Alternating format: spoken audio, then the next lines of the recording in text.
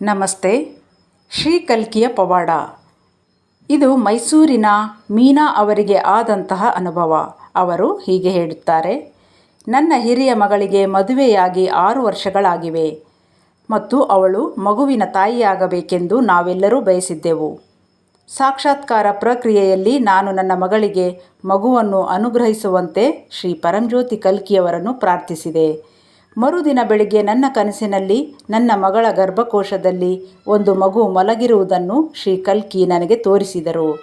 ನನಗೆ ಕನಸು ಸರಿಯಾಗಿ ಅರ್ಥವಾಗಲಿಲ್ಲ ಮತ್ತು ಅದರ ಮುಂದಿನ ಶನಿವಾರದ ಸಂಜೆ ನನ್ನ ಮಗಳು ಆಶ್ಚರ್ಯಕರವಾಗಿ ನನಗೆ ಕರೆ ಮಾಡಿ ತಾನು ಗರ್ಭಿಣಿಯಾಗಿರುವುದಾಗಿ ಹೇಳಿದಳು. ನಮಗೆ ಇದಕ್ಕಿಂತ ದೊಡ್ಡ ಸಂತೋಷ ಮತ್ತೊಂದಿರಲಿಲ್ಲ.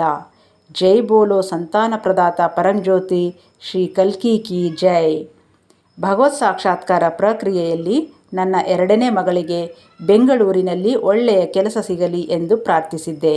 ಆಶ್ಚರ್ಯವೆಂಬಂತೆ ಬಹಳ ಬೇಗನೆ ಶ್ರೀ ಕಲ್ಕಿಯವರು ನನ್ನ ಮಗಳಿಗೆ ಬೆಂಗಳೂರಿನಲ್ಲಿ ನಮ್ಮ ನಿರೀಕ್ಷೆಗೂ ಮೀರಿದ ಒಂದು ಒಳ್ಳೆಯ ಕೆಲಸವನ್ನು ಆಶೀರ್ವದಿಸಿದ್ದರು. ಜೈ ಬೋಲೋ ಉದ್ಯೋಗ ಪ್ರದಾತ ಪರಂಜ್ಯೋತಿ ಶ್ರೀ ಅಮ್ಮ ಭಗವಾನ್ ಕಿ ಜೈ.